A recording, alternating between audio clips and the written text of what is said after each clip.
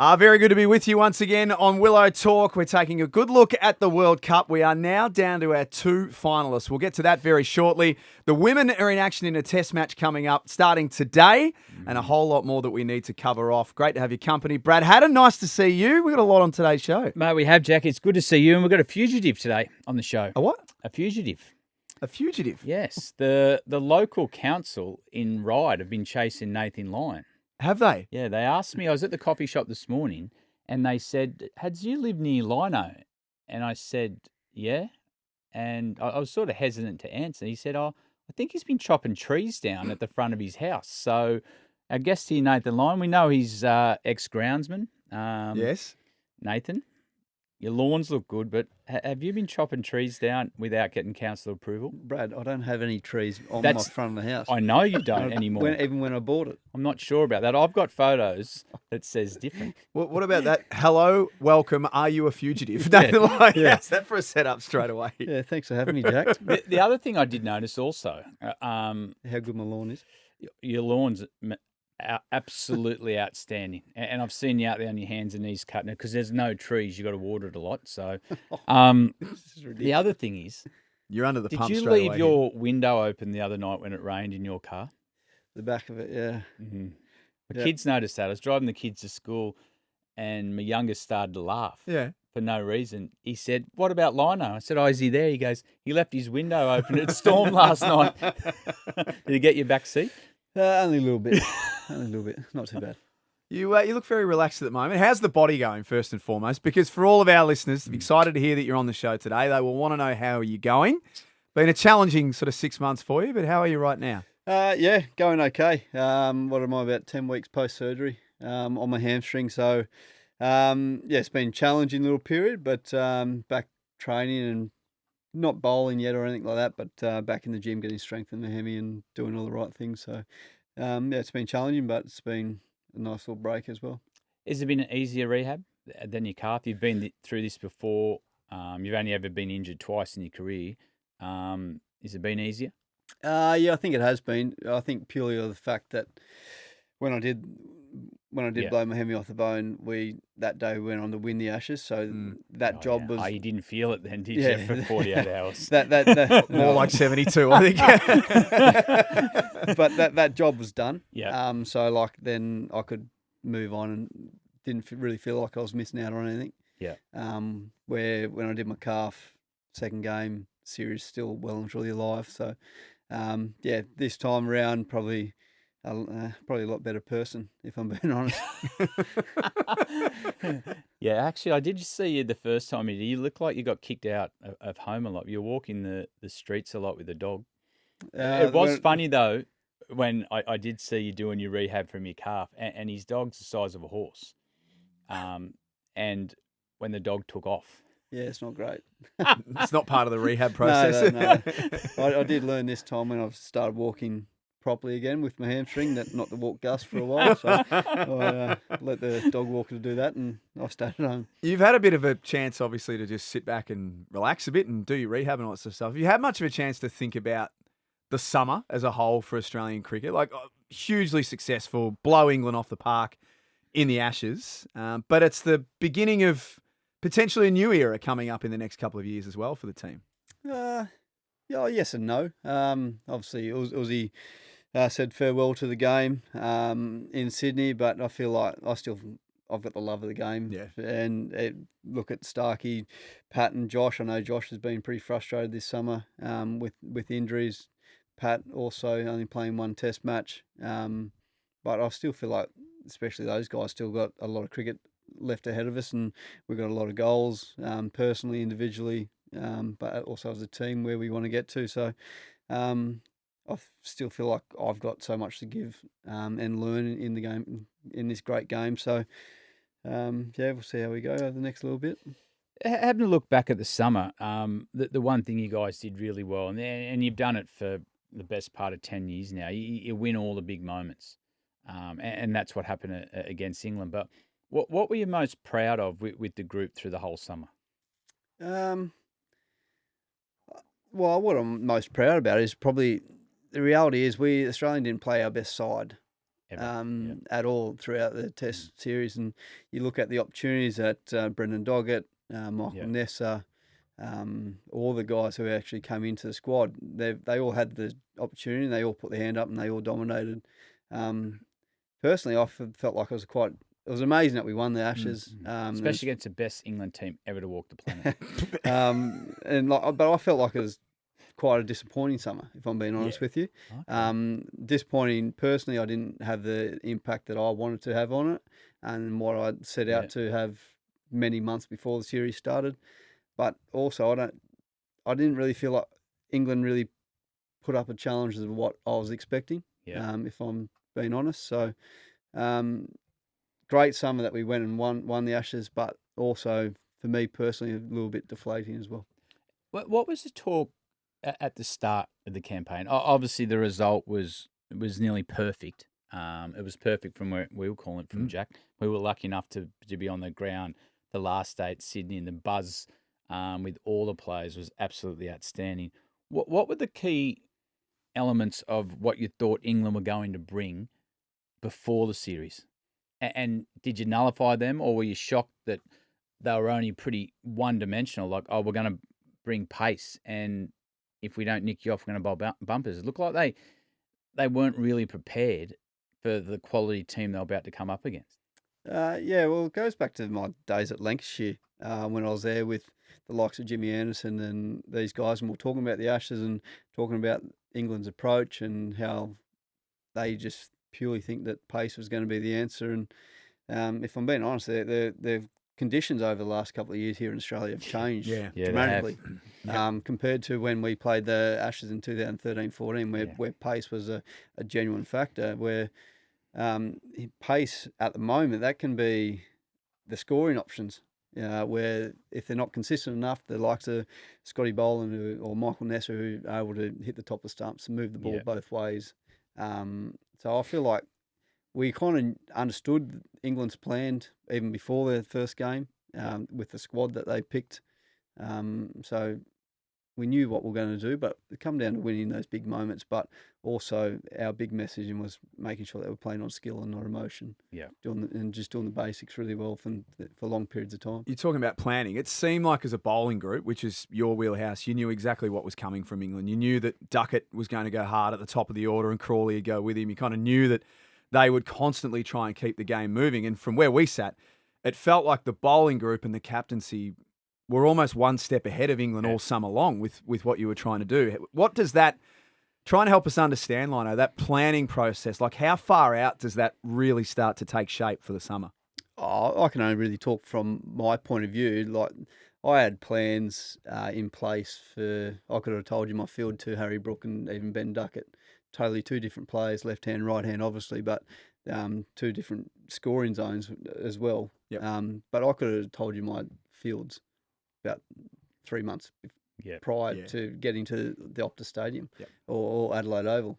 So we understood the method and the way that they were going to go about it, and I felt like we combated that quite well in our field placements, working with Smithy and Pat as our two skippers over the summer. But I thought what the guys did really well, and led by Starkey, was they did the basics long enough and did it really well. And I thought Michael Nessa and Scott Boland, especially those two, they really stood out and really, really helped Starkey in the way that allowed Starkey to attack in Starkey's way. But Starkey also was brilliant in holding the line and being really patient as well. Tell us about Starkey. Well, that's dangerous. Oh, yeah. So this is Nathan Lyon After Dark. But, wow. Like, if you look at Starkey's start of his career, he got a hard time about, was he committed enough? Mate, he's one guy he's given up, left millions of dollars on the table. He's chosen Test cricket over everything in the world, and he's the best white ball bowler to play. But, mate, he just keeps getting better. Yeah, and I can only really praise Starkey. He's probably the most professional athlete I've probably played with, especially in the modern game. He realised, even before the first Test match with Josh going down in that Shield game, question marks over Pat, that he put aside that I'm going to play 5 tests and I'm going to play my role. And he is incredibly disciplined, looking after himself off the field. He always does, but gym. Yeah. But then, even after we won, removed all the alcohol and celebration. So he's really disciplined in that area, make sure looking after himself, recovery, making sure that he's right to go 100%. And I dare say it looked to me like he made it a mission. Yeah. That It was personal. Yeah. That's what it looked like for me. Yeah. Being there with him for 3 test matches, but then also looking from a distance, but also having that communication with him daily. It's pretty special. Well, you talk about his preparation in a way, put the alcohol aside. Then I look at the other side. I think we know where this is going. And I look at Travis Head, 3 Ashes hundreds. So there is kids out there. There is different ways to do things. There is. But Trav, the impact he had on the tour. Yeah. Well, I think Trav's stories just keep growing legs. I think he keeps adding different mayonnaise to it. Oh well, he's roped us in. Yeah. Oh, he's roped 99% of the public in. You should break the truth right now. Oh no, but no, Trav's exceptional. Yeah. And it started from that second innings in Perth. Yeah. Like the reality is, I'd sit next to Trav in the change room in Perth, and I was sitting there, and little did I know that Smithy had conversations about me opening, and that just shows the mind of Steve. You had Smith. the big welt, didn't you, from I the had 2 first welts. innings? And anyway, I didn't even. Would you have done consider it if they asked you to do it? Oh yeah, of course you would, but it wouldn't have lasted long.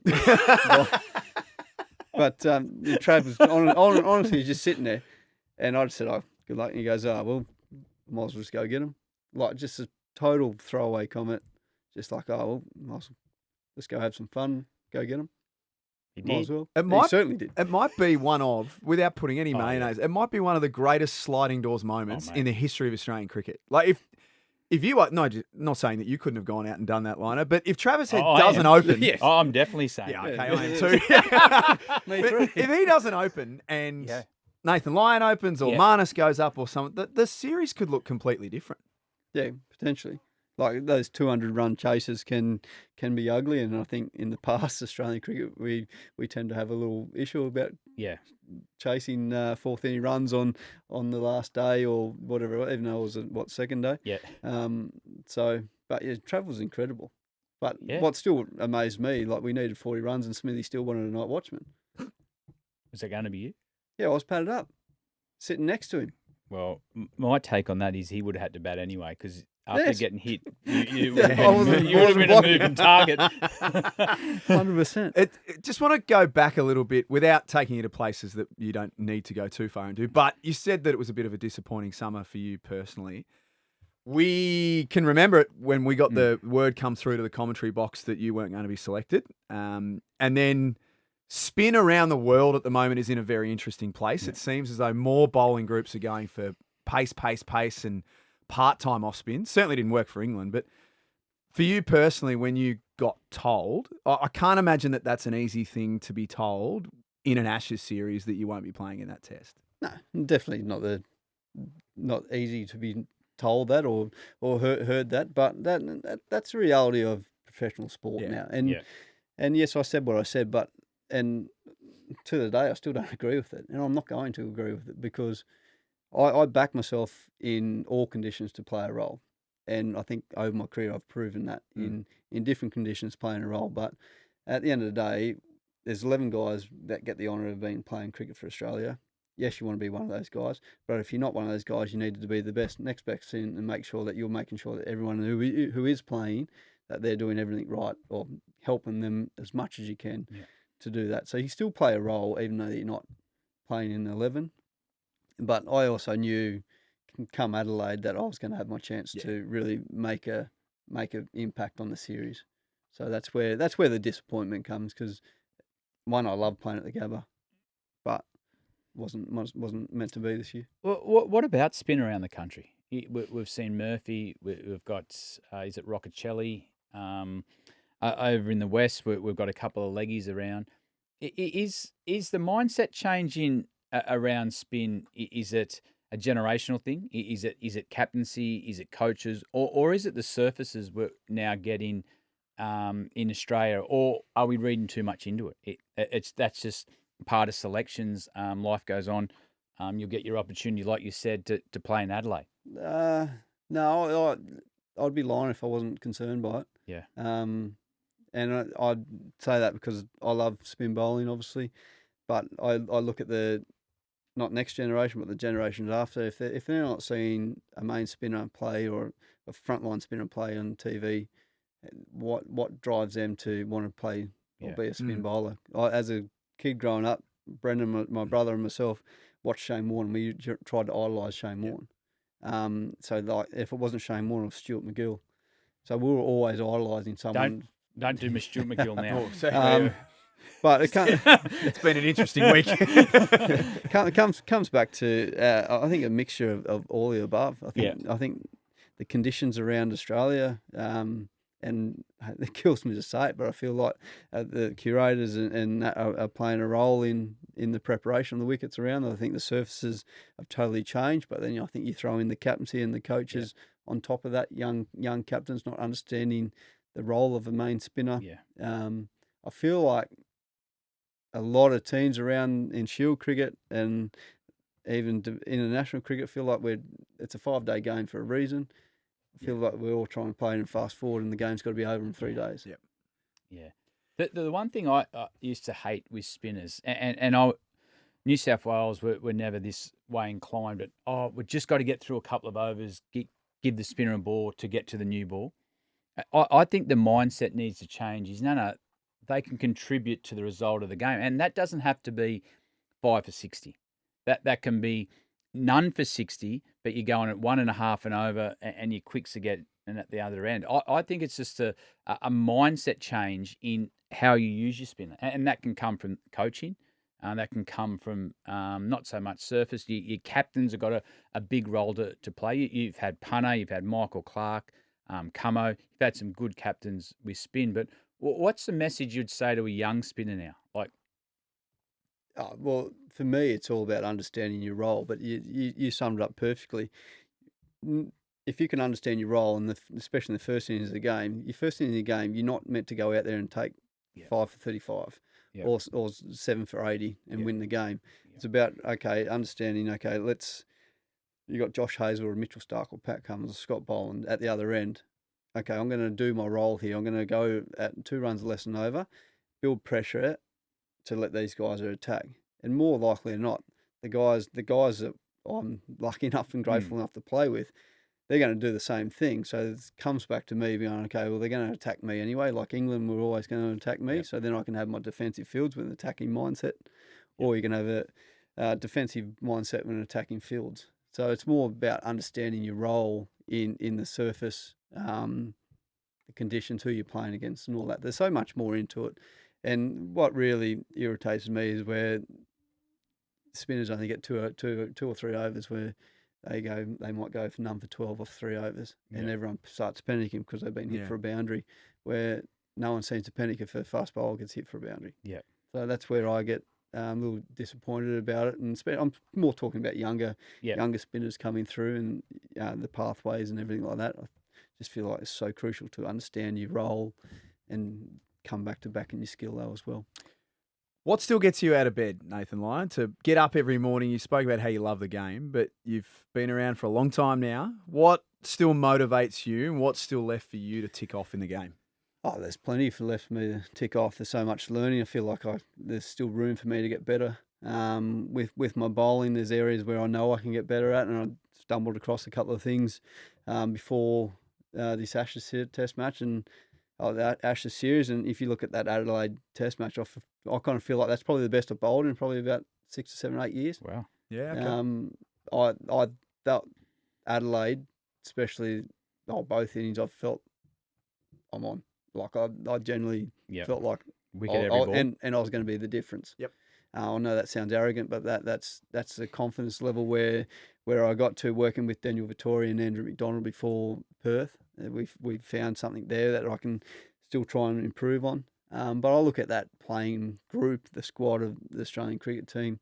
It's incredible. It's one of the best groups I've been a part of. I feel like we've got so much to give, and also a lot more trophies to try and win, and there's big series coming up. Obviously Bangladesh here at home, but then South Africa away is massive. New Zealand at home, then obviously India away. That's huge. Is that what drives you? Like, if you sit here now, do you look at, and I think I know the answer to this, do you look at the king and think, oh, maybe I can get his wickets? Or do you say, oh, just give me a crack at India and then away Ashes, and then I've done everything? Yeah, you look at those. You look at the series.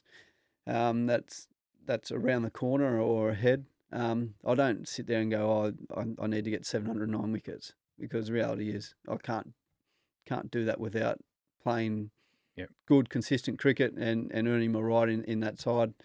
And I can't do it without the teammates. But also, you're not going to do it if you're not winning games of cricket as well. Yep. So, like, the personal accolades or records, that's put that to the side. It's just about the opportunities of about going over there, competing against India in those conditions where we know it's going to be spin friendly, and really taking that responsibility of and go over there and try and, keep the trophy, I guess.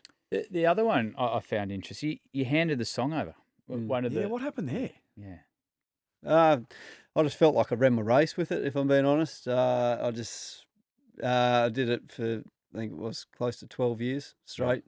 So it's a long time. I think I had 67 test wins with it and opportunities to sing it. Obviously, sang it a couple of more times, that with me being an idiot with leading the team song and singing it a couple of times that night. That's all right, you're allowed to. It's your role. Out in the middle. And I just felt like the time was right. Probably the group needed a new injection of humour. My jokes were probably running a bit dry on a couple of younger guys. Has Alex got jokes? Alex can be quite funny, but I've found out that I'm just the butt of the jokes the whole time. He's bullying you. Yeah, it is. I need to talk to CA about this, but which surprised me. I didn't expect Alex Carey to be that one, but he was a choice, and I think he's the right choice for it. Yeah. So there was a really cool little moment that I wrote a little hand letter and went and knocked on Alex's door in Barbados before the night of day 3. I think we ended up winning on day 4, which was just stars aligned, perfect timing, and no one else knew about it. I spoke to my wife about it, but she didn't want me to, but I just felt like the timing was right. Well, is that how Huss gave it to you? Did he write you a letter? Yeah. Yeah. Wrote me a letter, then in Melbourne, then I had to keep it secret for a week and lie to all you guys and about it all. So there's a lot of lies. No, you can't have secrets. So we've got the Secret Cricket Club coming up shortly. There's a few out of that. I think the big question before we let you go, Lino, is what's the secret with your lawn? I think we kind of touched on this off the top, that your lawn looks spectacular.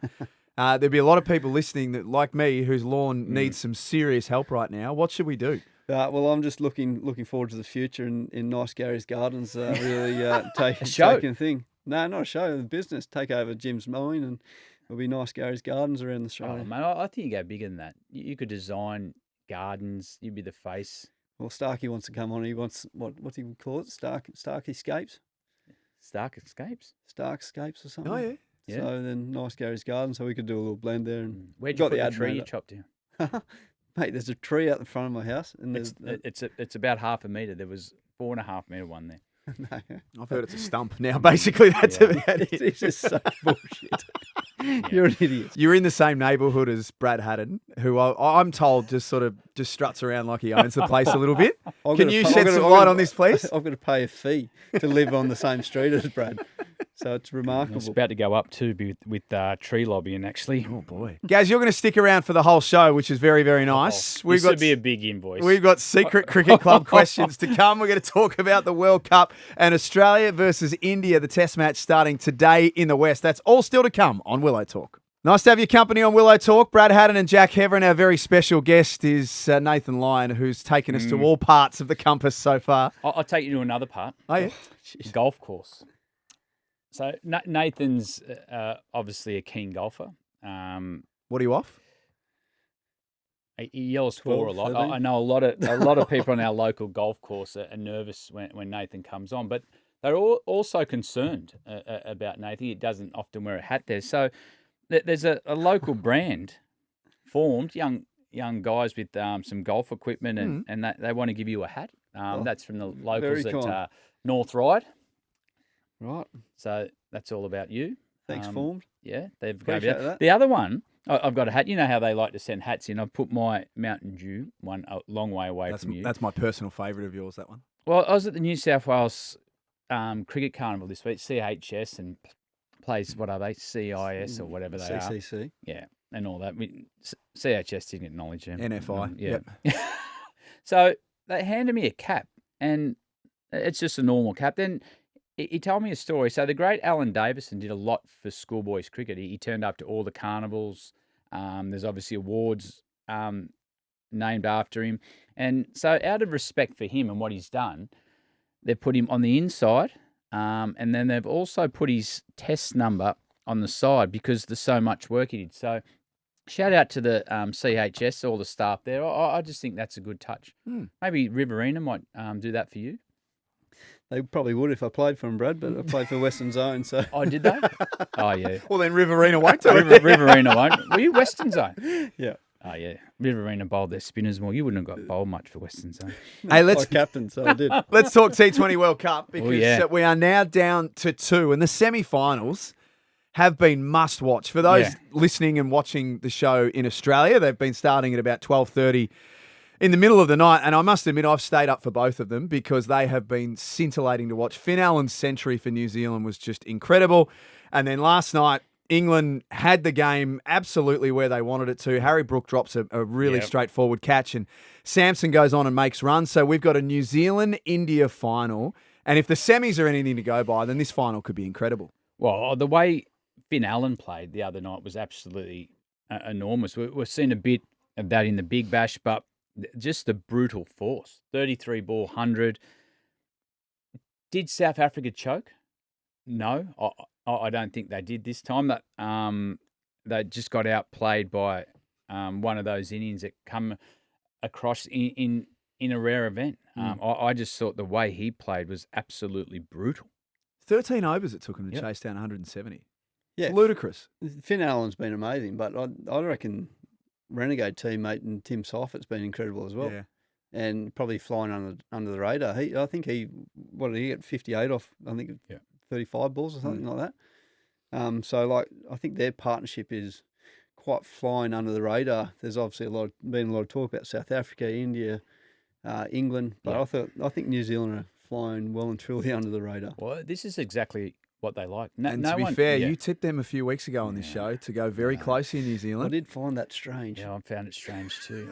I think I might have had a gun to my head. I was just looking off screen, the producer Joel, but they're just there and thereabouts. They know how to play tournament play, and they used to get you into a scrap, and they used to make you play at their standard. But at the moment, in this form of the game, they got some out-and-out match winners. As you said, Timmy Salford, Finn Allen, they both play for KKR. They've signed there, so that was their home surface. But, mate, if he gets going in a final, he's one player that can ruin India's party on their home soil.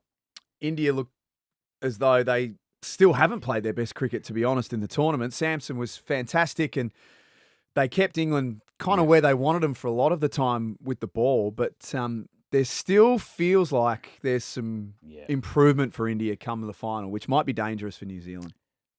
If I was England, I'd be disappointed. It just feels like it was a game that got away. Yep. We know how good India is in this form of the game. We know how good they are on their home surface. But it was the little things that let England down. If they take their catches, that's a totally different game. And I think that's one thing when they sit down and you talk about, oh, yes, we did well. We probably went over expectations of what people thought about it. But, man, they just lost those moments again. They did it out here in the Ashes. And the catch that they dropped, I think Samson was on 15. Yep. At the time, it could have been a totally different game. So, yeah, once again, the English should just miss those big moments. Who do we like in the final? I'm going to go New Zealand. And I think the biggest key for India is going to be the way they play Mitch Santner. Mitch Santner probably hasn't got the wickets he's probably wanted to, but he's captain of that side in New Zealand. But he's been going, I need to get the right numbers to make sure, but he's been going around 6s to 8s which is in those grounds over there. Brad knows better than anyone with the coaching the IPL. They're incredible numbers for a left-arm ortho spinner. Yeah. So I think he's been absolutely exceptional for them and the way he's going about leading it as well. So I'm going New Zealand.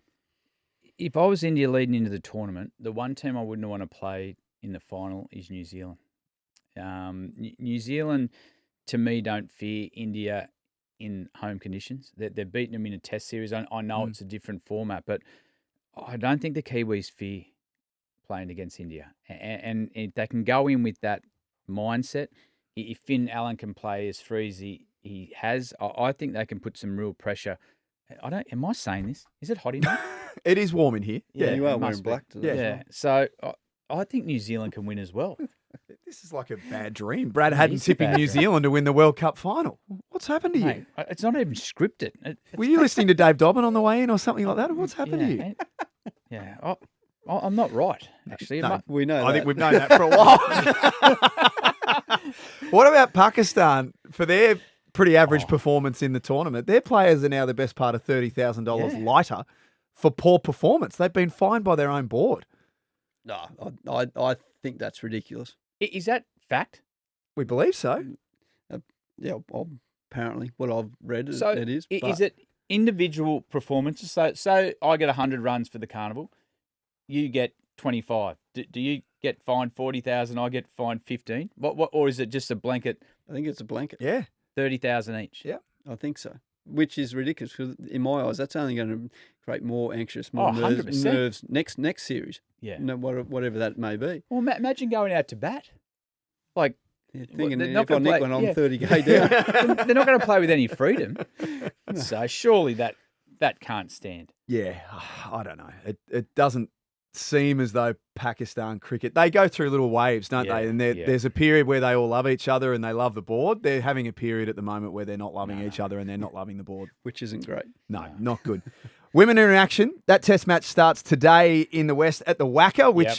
have you seen the pictures of the Wacker now that it's been redone a little bit? It's opened up. There's a swimming pool right next to the Wacker. So it's not out of the realms that you could just lob one into the pool from side on. Well, it's also not out of the realms. It's like the 2007 World Cup in the West Indies, where, mate, I think it's going to be a little bit different. that was the best tour. Bit less I've ever- rum. Yeah.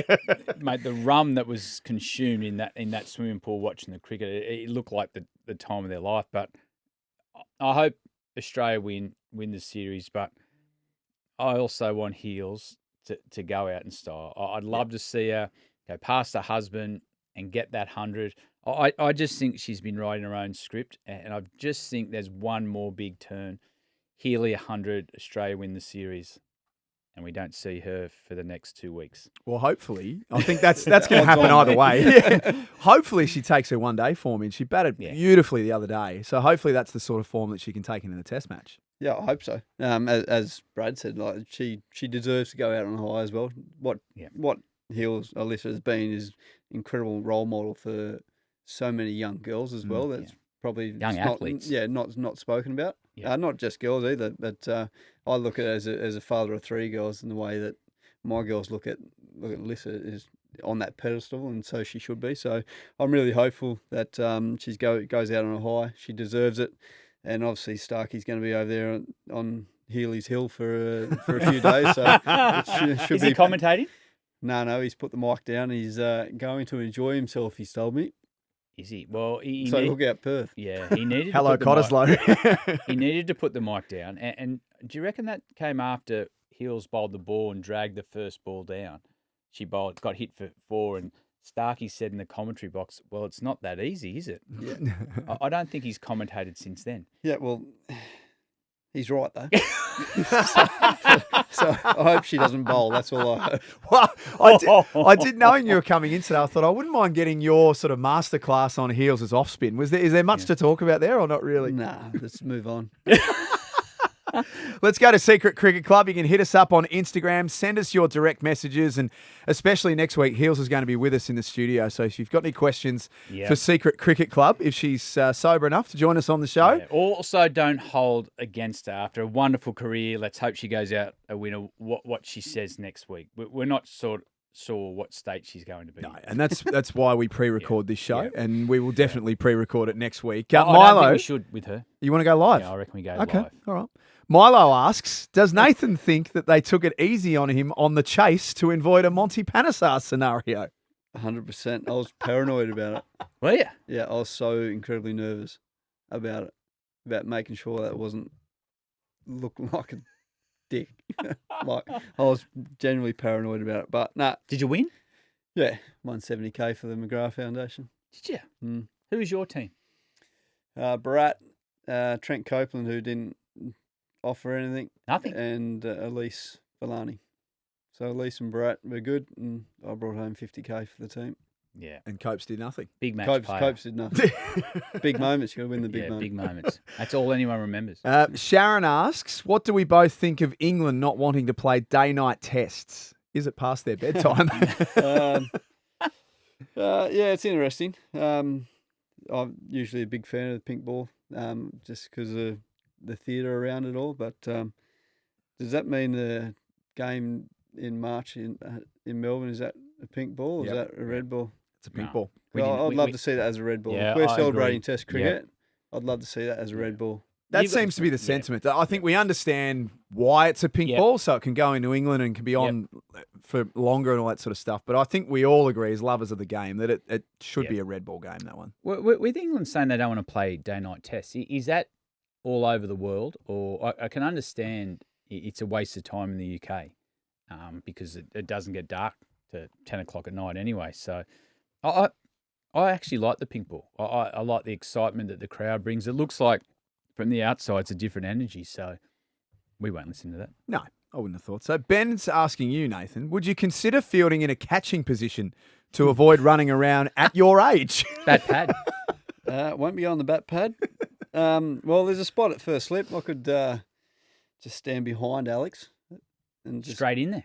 Just I I don't mind that might one. have to do a lot of work during my rehab. So, but I don't know. Who cares? I still enjoy running around.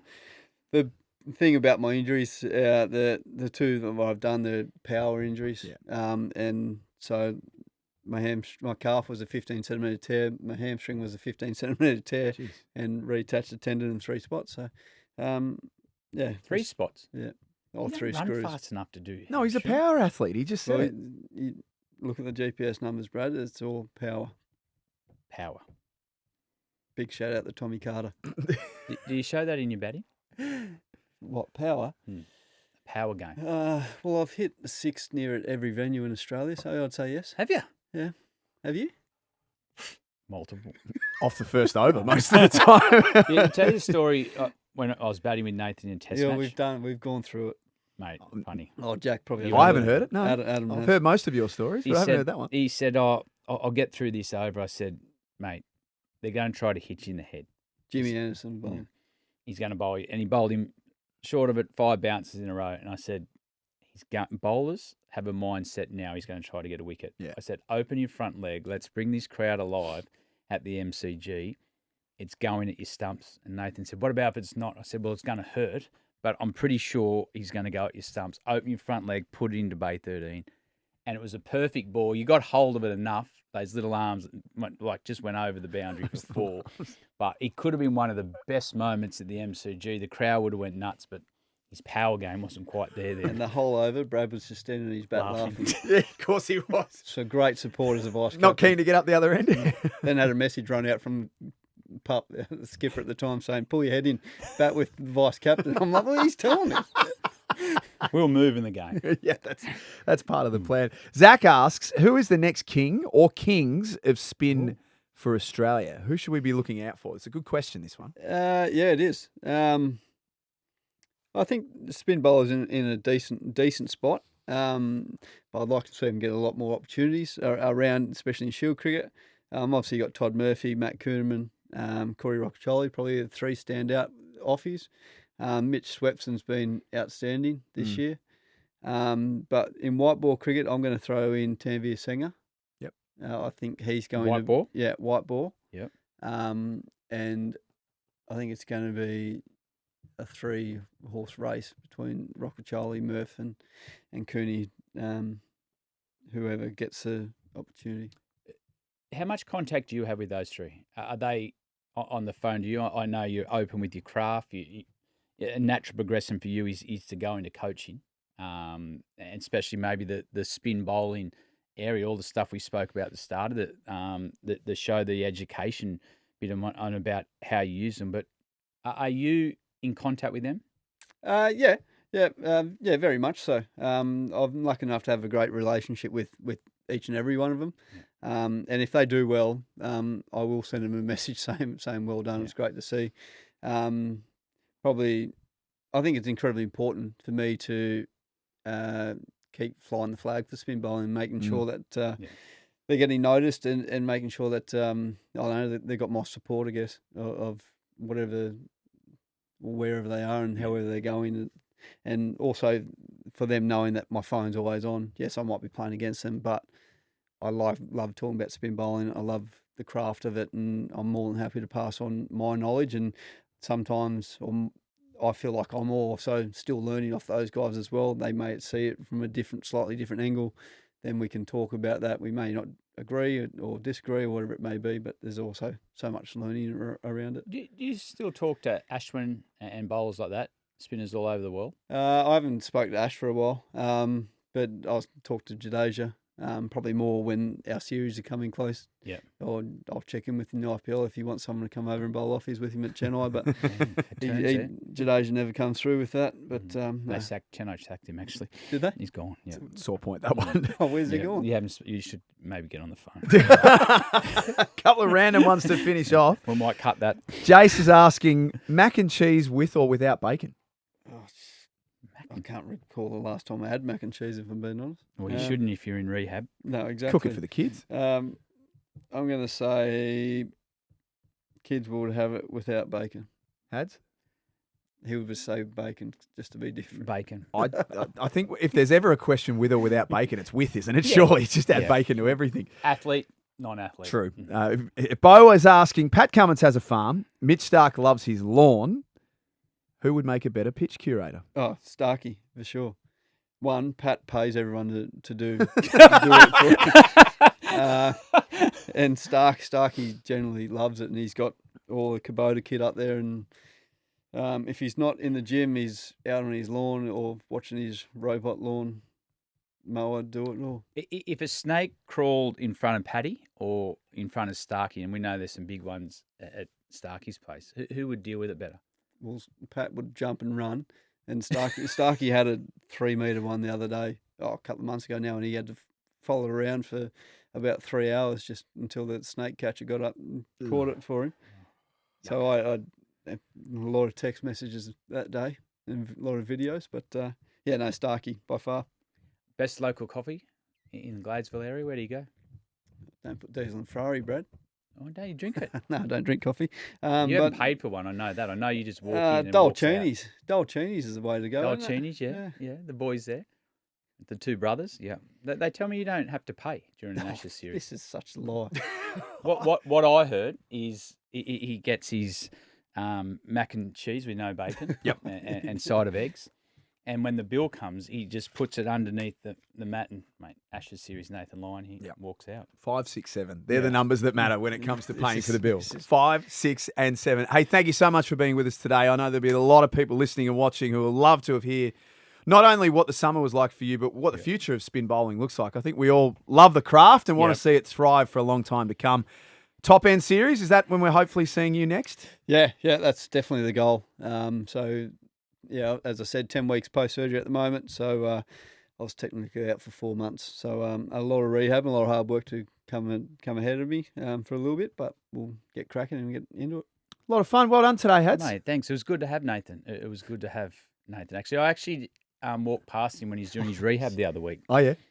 And while Nathan was working hard doing his rehab, I was having a beer with his trainer. This is true.